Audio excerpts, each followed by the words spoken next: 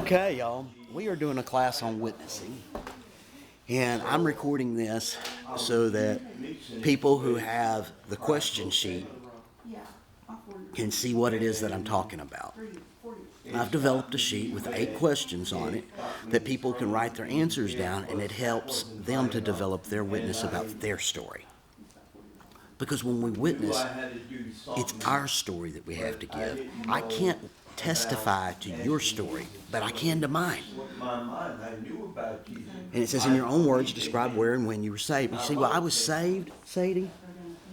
It was a June morning. I was about 6 years old.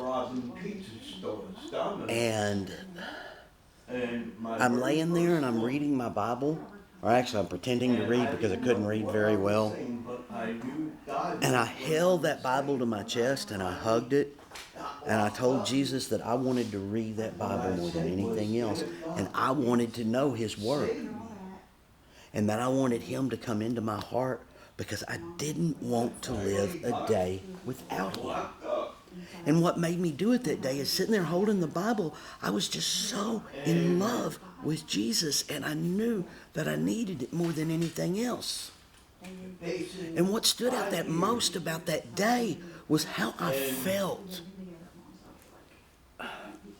Sadie, I had so much love come into me, and I knew that I'd never be alone again.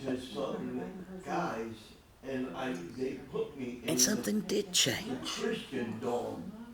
When the Holy Spirit came into me, when we were in there talking, you made a comment that if God is love, what does that mean about Jesus? Jesus is love. Jesus is love.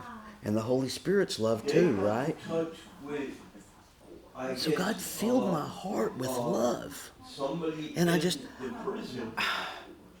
felt better than I could ever imagine. And now looking back on it, it makes me so excited and I feel so good. I don't know how, but and I wouldn't give up that day for anything. And it says, how has He shown up in my life in ways that I didn't expect? And like I told everybody in here, girlfriend, if I told all the ways God showed up in my life, we'd be here all night. Let's see. I'll give you an overview. He saved Miss Sherry's life. He helped answer prayers when my daddy had cancer. He helped answer prayers when my stepdaddy had cancer. He has stood beside me every hard time when I've gone through things in life. He has used some of the hard times that I've had to teach me and make me a better person. He used it to somebody that was doing me the most wrong that could ever happen. And you know what God told me I had to do? Pray for them.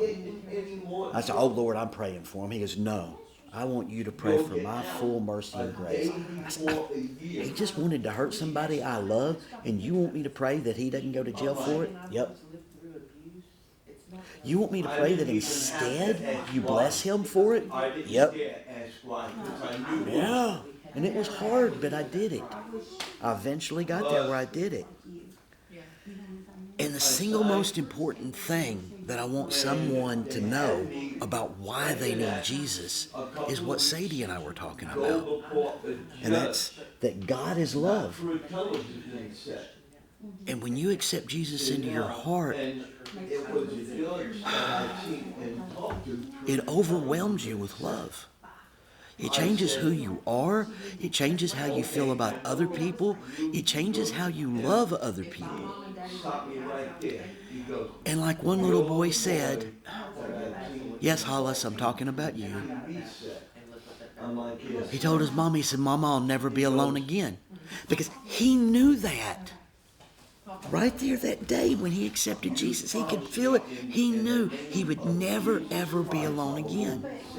And that's the greatest thing, Sadie. And that's why I want other people to come to Jesus. Not so that they can go to heaven and not go to hell, but so that they can know that peace and that certainty of knowing that they'll never be alone again. And that's my witness.